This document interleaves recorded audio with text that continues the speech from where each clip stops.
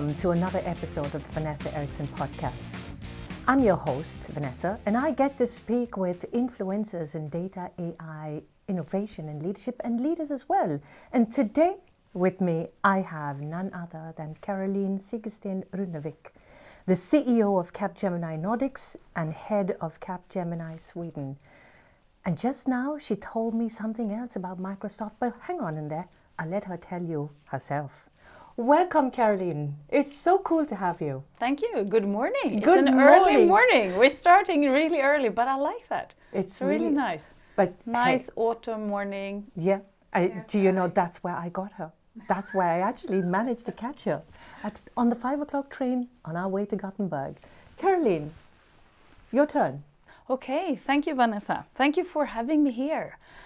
Yes, I'm been in the IT industry for more than 20 years in different leadership roles, always working closely to the clients in the sort of customer interface role. And I suppose I always also worked in a very global environment, and that's what I really like and enjoy. Yeah. And that's maybe a bit about me. I'm brought up at the countryside. You had a question which is about, two events on how that is forming my leadership. Yes. And I think one of them is that. Okay. Can't wait to hear. So, shall we begin? Yeah, why not? Like you said, you've had this fantastic career. I've been following you for a while. It's industries, it's geographies, and now you are the CEO of Capgemini Nordics. How cool. But if you had to describe one or two crucial moments that shaped how you lead today, what would that be? Is that the countryside?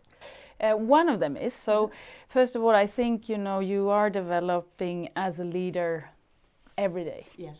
And that's what I enjoy the most. But if I go back a bit, I first think that indeed how I was brought up has shaped the way I am and the way I also lead the organization. So I'm brought up at a forestry property with a big family. And in my family, you started to work early. So, it was everyone to work, everyone to chip in. Yeah. And I think that sort of has shaped a bit my leadership style. So for me, it's all about lead by example. Cool. And I'm very grounded in my values. It's a lot about, it's about indeed working hard because I enjoy it, but it's also about everyone can contribute. Yeah. It's a lot about honesty and transparency, and things can go wrong and then you can ask for help. But I think one part was shaped during my childhood. And then I would say I always worked or studied or been part of a global environment. So I lived in France, in Belgium, in UK. And I think that for me, because I've been working with a lot of different cultures, I'm very humble that we come from different cultures, and it's actually impacting us a lot. And I've also seen the benefit of having diverse, inclusive teams. And if I just take one other example, so in Capgemini, I worked as part of a digital leadership group, global group. So I was was part of the management consulting arm for a while, and was driving a digital initiative called digital certification. So we wanted all our VPs to make a digital certification program. Mm-hmm. And that program, to lead that, learned me how to work in a complex, big organization, the importance of having champions, the importance of having good sponsors, the importance of using your networks, use the politics a bit. So these are two events, sort of childhood and then this global environment that has shaped me. Yeah. When you say, everybody chipping in, everybody contributing, how does that, work with your leadership? Is it that you want everybody on this, that is working with you to be contributing actively? Because you can always get also the one that is just not doing anything and still being on the floor with you. Is that how you think? First of all, we all have different roles to play. Yeah. But I think, yes, indeed, I expect everyone to contribute. Yeah. but it also means that I am transparent. I want to tell people on the journey we're on, where we are heading, what I'm expecting. And I do acknowledge that we all have our different strengths and weaknesses, and it's always about finding, the right spot for the right person, including myself, right? True. And of course have people around you that can do work much better than yourself and contribute where you actually maybe lack the knowledge. Yeah. And I think that for me is really a true leader, Caroline, because you can have people not wanting, especially leaders, sometimes not wanting somebody smarter. No, I think you should just have smarter people around. You should just have smart people. Absolutely. Yeah. I agree to that. And I do acknowledge that more and more in my current role, because it would be impossible for me to know everything. Yeah. A trip down memory lane. Yeah. You mentioned your time in India, 2007, 2008 sometime, working with the data warehouse journey. Well, that was a while ago, wasn't it? Yes. It was. Could you share what that experience was like, both in terms of technology, challenges, and also your cultural and leadership? Because that is a different culture, right? I mean, we're used to some of the Indians now because there's so many of them, but what was that like? Well, first of all, it's been a great personal journey. So you and I, we've been working in telco industry, right? Yeah. So this was when I was working, and I still do, but at that time I was working primarily with the telco industry. And I had the opportunity to support a client with their first generation of outsourcing. Yeah. So, and this was a big shift, of course, because it was, and don't forget that, it's not only, of course, it comes with a reduced cost, but the whole shift to India, and I always say that, it's really also about scale and competence. So for the client, for us, it was really about getting access to more competence. It was about getting access to an industrial way of working, which these large organizations has. And then, of course, it was also to be able to reduce cost. Yeah. It was a challenge. We had technical debt to deal with. We had people who never been speaking English outside of, maybe their personal life. Yeah. It was about meeting people from a completely different culture. It was about not being able to meet people but talk to people over phone. So it was a very interesting journey, but it's been a great journey, which has, of course, if you just look at Nordics or if you look at Capgemini, India has been an amazing growth accelerator for us.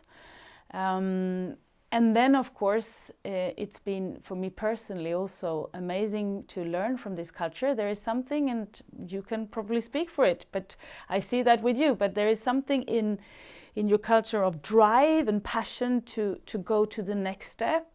I have still so many leaders. After 1 year, they tell me, okay, what can I do next? And, I have this philosophy that, first year you learn, second year you sort of deliver, and third year you harvest. But I can see there is something in this culture which is also amazing, because there is no problems, no hurdles. We can just go better and greater and upwards. And then, of course, one important learning for me, talking about cultural changes and leadership, I learned early, and I still think it's really, really important, because I still hear people talk about back office in India and front office in Sweden or Europe. Is one team. The moment you start talking about that there is some sort of difference, sorry, but it will not work out. Yeah. So it's truly about one team. And one good example, I think, is we also learned our Indian friends who are more hierarchical than we are, that everyone who is working in the project has a role to play. So, for example, the Swedish client wanted, of course, to hear about the juniors. They wanted to see the juniors in the meetings. They wanted the juniors to speak up. That was very new for the Indian community, right? Yeah. They wanted the leader to speak for everyone. Yeah. But I think in one way, we learned things from the Indian community, but they also learned from us that everyone has a seat at the table. And they also learned a bit more about, it's okay to actually work hard, but it's also okay to take care of your kids and, have a more equal situation at home, right? Yes, Yes. That is so true. So a lot of things have happened during these years, but it's been a very interesting journey. Yeah.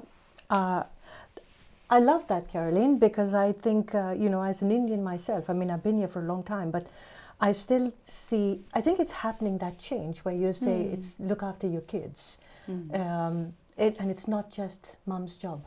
Of course not. No. Wonderful. Caroline, if you compare that early data era with today's AI-driven world, what's the biggest shift in how organizations think about data? Because a lot has happened since then. A lot have happened. Yeah. And some things are still the same. Yes, true. Right? So if I start with what is the same, it's still about data quality. Yeah. It's about data governance. Yes. It's about having a good data architecture. It's about everyone understand that data is really the key for the company's success. So some things are really the same.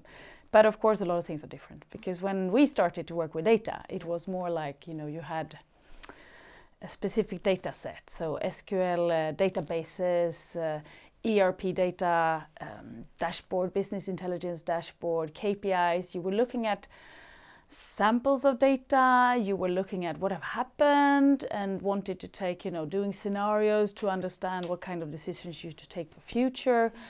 I mean, today it's much more about using all the data, all kind of different text, images, sounds, sensor data, everything to predict, right? It's about what should I do tomorrow, but take that decision in real time. So I would say we've gone from knowledge to intelligence, and we've gone from automation, AI, to sort of AI first. Yes. So there is a big shift, absolutely, for the organizations, and a big shift in terms of what kind of knowledge we have, tools we have, and the way we think.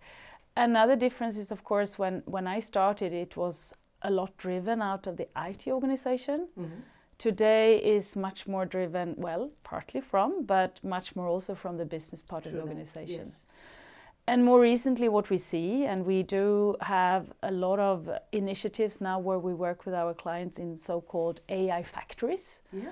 So we see AI factories both in the public domain with different agencies. We see AI factories on the industry side. So we see a lot of initiatives where the companies are, in a way, centralizing the knowledge hub, but also doing it to be able to have an opportunity to scale their AI initiatives across the organization. Yeah. So yes, it's a big shift. I absolutely agree with you that data is still key. Because that's what you're feeding to the AI. But I'm wondering, because I recently was talking to one of the leaders who told me that, people don't want to do data quality. Like even consultants don't want to do data quality or data governance because it's not the cool thing anymore. Everybody wants to be with the AI hype. Do you see that? True. Yes and no. First of all, I think technology in itself will help us a lot with the data quality. Yeah. I mean, you do see, if it's one domain where we see a lot of really good technology investments and tools right now, it's along the whole test quality management cycle, right? Yeah. So absolutely. And you could say people don't want to code any longer, so then they can use Lovable, etc. But, I still see in my organization, so we have around 7,000 people working for us in Nordics, 5,000 working for us across the globe, a lot from India, for our Nordic clients, as many of them are very global. But there is a lot of people who still love to work also with data quality and also doing the coding. So I think there is a place. It's just that the competence will shift, and they will shift also in terms of a bit, what type of duties will take more of the time and what will take less. You recently had exposure to AI agents in San Francisco. Yes. That was before your holiday. Yeah. Before true. the summer. It feels like a long time away. Yeah. It was during the spring. I had the opportunity to kick off one of our key events. So we've done for more than 10 years an event. Now it used to be called the Data BI Day. Now it's called the Shift events. Okay. Just that is showing, the difference. Because it's a real shift, it's a real revolution in the market right now connected to data and AI, right? And then we decided we should kick it off from San Francisco, because as this is really the hub for the AI agent development, all the investments, the whole ecosystem. So yes, I had the pleasure to do that, but also meet a lot of startups together with a few of our clients. It was really engaging. And I think every time you have the opportunity to do these kind of trips, you feel like, you get inspired, but you also get like scared. Oh, we are too slow. What can we do more? But what about the pace of the innovation happening, I mean, for you to say that we're too slow, but we're lagging behind, because that is also something that you immediately feel. Yes. I mean, first, if I give a perspective on what I think is really good in US, and then maybe a perspective what I think actually we are good at. So first, of course, if you look at US, there is a huge amount of investments. There's a huge amount of money spent, invested in this new technology. And you see it, you feel it. There is a power of experimentation. There is a view of failure is really what you need to do. And we say that, right? Fail fast and restart. But actually, I met quite a few people who said, you have to fail at least 7 times. Wow. That's sort of the recipe for success. Then, of course, it's really this ecosystem and closeness between startups, the large tech firms, academia, and the way people go between them. And that's okay. I think here we could still improve. The fact that it's absolutely, as a professor, you have to engage with the businesses, and it's absolutely fine to go in between through your career. So I think the boldness, the experimentation, and the ecosystem and the network is key. Then if I look at our own region, I think there is a lot of things here which we also do good and should leverage and should be proud of. And of course, Lovable is the example everyone brings up, but it is kind of amazing what they've been able to do for, they've been around for a year. And we have large tech companies now, global companies, who basically says, we implement Lovable across our whole development organization. Everyone should be able to use it. But then what I also learned is that if you look at the US and the large AI market, those companies, the cloud companies, they all work on compute. They all work and invest in compute. It's all about also statistics. But if you look into Europe, and I understood, for example, if you look at Germany, when we develop our LLMs, our large language models, it's actually based on knowledge. It's based on mathematics. It's we take much more in consideration the world around us. So that is really important, I think, that it's not only looking at statistics, but really looking at how can these models reason? How can these models look at what is coming from outside? So there are a lot of things also that we can take and learn from just Europe. Very interesting. But San Francisco, what about that? I mean, it must have been nice to be there. Yeah, it's an amazing city. But then, the new technology is so much in the presence, right? So in the hotel, you have the robot delivering the food to your room. You take the wireless taxi, wherever you go. So, of course, besides that, it's super beautiful. It's innovation all around. Absolutely. And, the network is happening everywhere. People start talking, people share their ideas, a very, very strong openness. Interesting. I love it.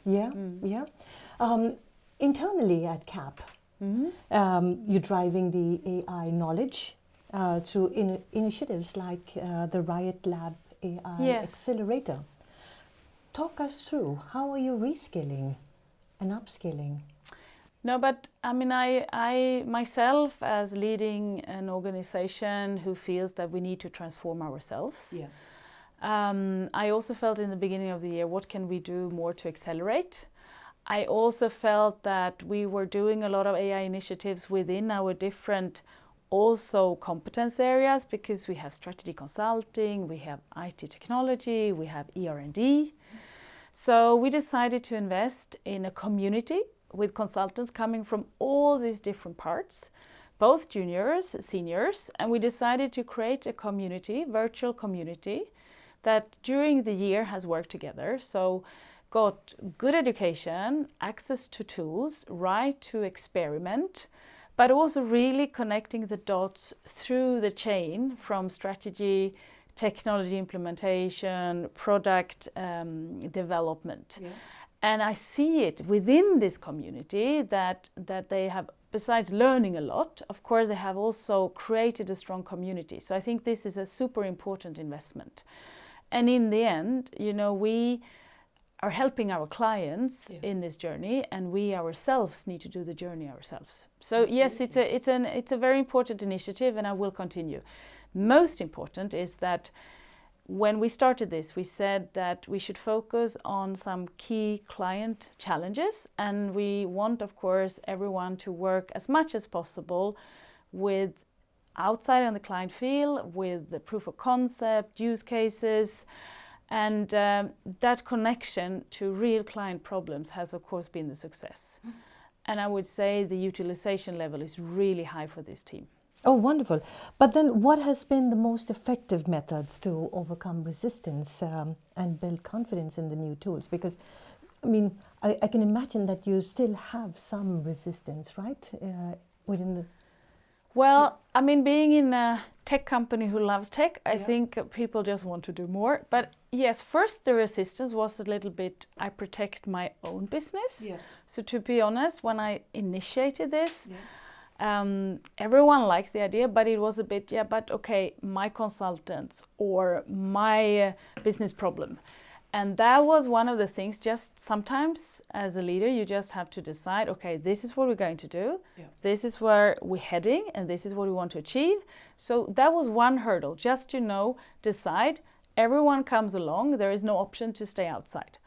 Secondly, I think the hurdle, and it's still for every large organization, secure AI is really important. It's really critical. Today, it's so much about ethics and security, and it's for a reason. Yeah. So of course, one hurdle has also been, but I think we have find a balance. Continuously, we need to work with it to give access to the tools, find the right balance of what, in what environment can you use everything, in what environment do you experiment, in what environment can you not do these things. I would say maybe with the consultants, it's been less of a hurdle of starting and using, but I think with all our leaders, and we say it every day, it's about being curious, it's about trying yourself, but I think you have to do it every single day. And to get into that habit for all the leadership, I think that's something where we still can improve. And every single function can leverage it, right? Yeah, yes, indeed. Because I mean, resistance, that's something that we hear that, you know, most places also have that. So it's, I think it's only normal. It's normal, absolutely. It's absolutely normal. Many organizations are struggling also with the move from AI, from experiments to enterprise or to scaling up, as we just talked, and finding value in that. What are your thoughts on the end-to-end flow of an AI platform, from data to the pipelines to the deployment, and what success factors stand out? Well, I mean, first I think I want to come back to San Francisco and AI agents, because that's what really our shift event was about. And AI agents, you know, they're really here now. And I think it was the Salesforce CEO, he said at Davos that we are the last generation who will be leading a complete human workforce. And we see it already now today. We have AI agents as an additional workforce. And in a very recent research Capgemini did, we saw that 6 out of 10 people will have an an AI agent as a coworker within a year. That's a significant number, right? Yeah. And then with this, we see end-to-end systems, which includes, of course, the humans, or the technology we work with, but also the AI agents. So what is interesting and is important to start thinking about, okay, how does this interaction works? How do we get this interaction? Because the human has still a role to play for sure. So that end-to-end system is key today to think about.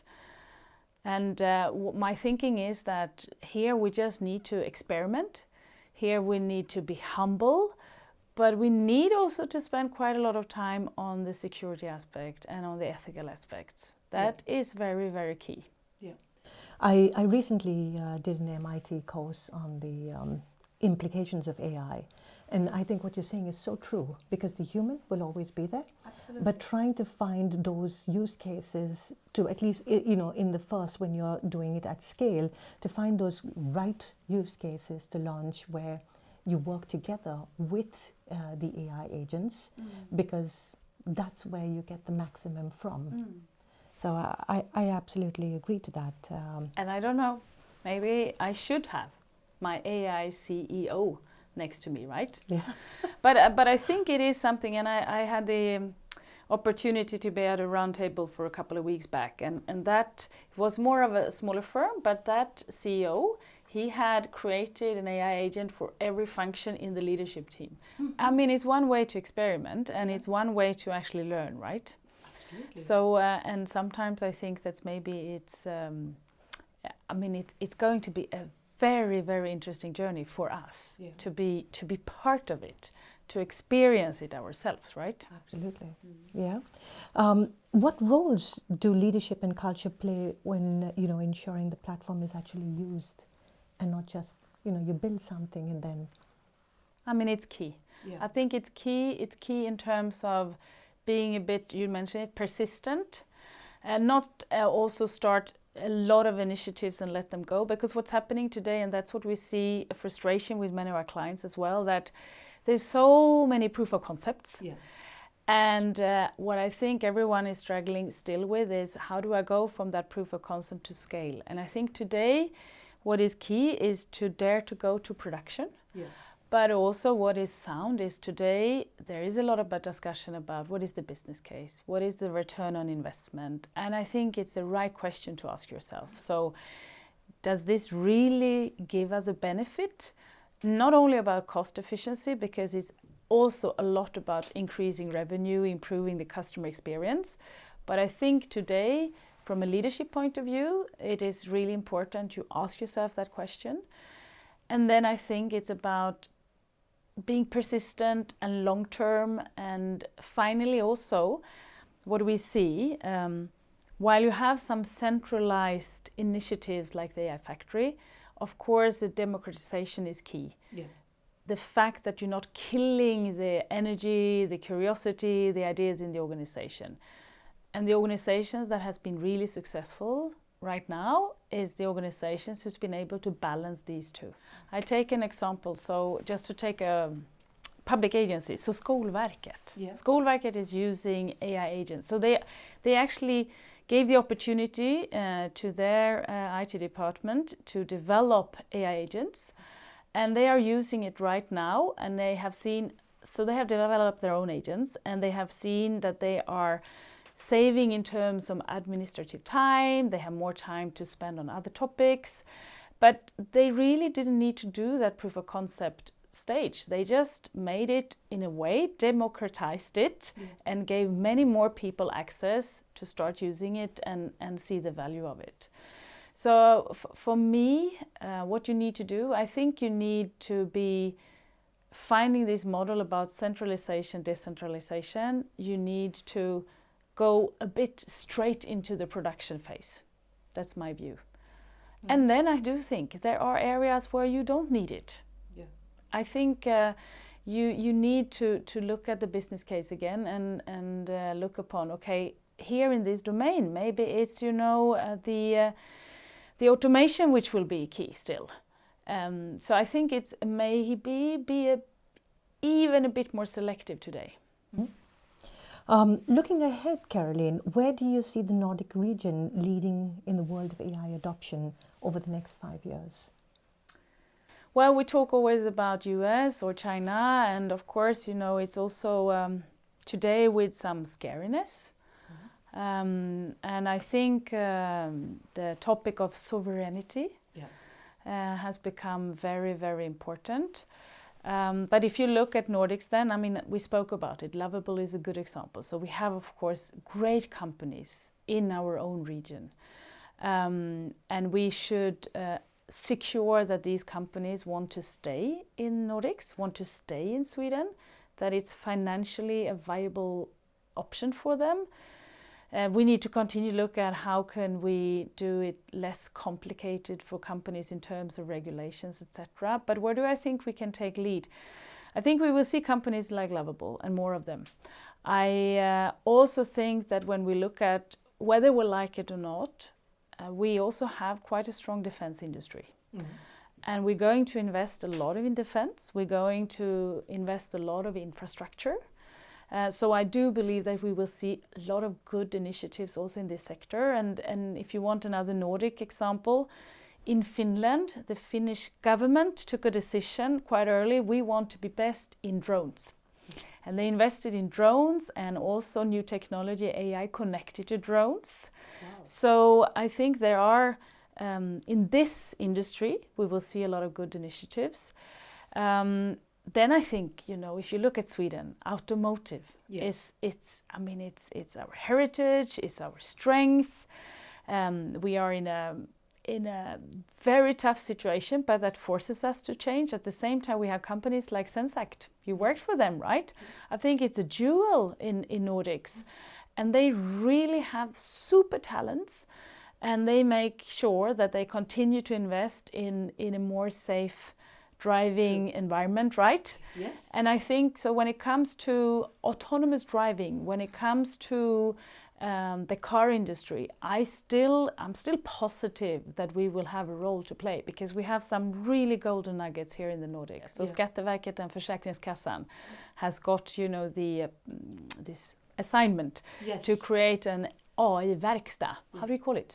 Workshop. Thank you. So to create an AI workshop, right? For we should benefit the society as a whole. But I also think what is important now is that it doesn't become an experimental hub, again with a lot of proof of concept. It needs to very quickly be very value driven and give value, for example, to a lot of the small medium-sized companies there who maybe not necessarily have all the opportunities to invest so much themselves. And of course also have maybe also not all the knowledge when it comes to security and ethics, etc. So I really like this initiative. And I think right now it's just about how do we accelerate it to really be value driven to the companies out there. As a wrap up, what advice would you give leaders who want to champion both innovation and sustainability as they embrace AI? You put the word sustainability in there, and that's tricky, right? Because if you look at sustainability right now, it is a bit of a challenge, because if you look at the amount of energy that these solutions are consuming, it's difficult. So I think, first of all, every time you can use a small language model instead of a large language model, you should do it. It's a simple rule. Secondly, I want to believe that the technology innovation will come with new innovations that will partly solve the sustainability challenge, because that is a challenge. But if I would like to give any advice, it comes back to being curious, but really enable your organization to try, to experiment. It's, leave the proof of concept stage, go to production. And then, of course, secure that you in your organization has people who understand the security topic, absolutely. And then I think, again, be a bit selective. Maybe AI is not the solution to everything, right? No. So, and then as a leader, I think it's about being long-term, set a target and enable your organization to experiment and to be able to do the connection end to end in the organization, because that I think is critical right now. Caroline, before we wrap up, you told me earlier, just when we sat down, that you won an award with Microsoft. Would you mind telling our audiences about it? Because I'm so proud of you. Okay. No, I'm very, very happy. So I was awarded the Microsoft Women Award of the Year in Sweden. Awesome. Thank you. Congratulations. Thank you. Together with other women across Europe. Yeah. I also will be able to create a network, and we discussed it, as a woman, I think sometimes we actually need to nurture and focus even more on also creating a strong network. Yes. So that's really important. And we're getting there. And we're getting there. Absolutely, we're getting there. Yeah. Well, thank you so much, Caroline. It was so wonderful to have you. Thank you, Vanessa. Thank you for a great discussion. And maybe a great start of the week. Yes, indeed, indeed.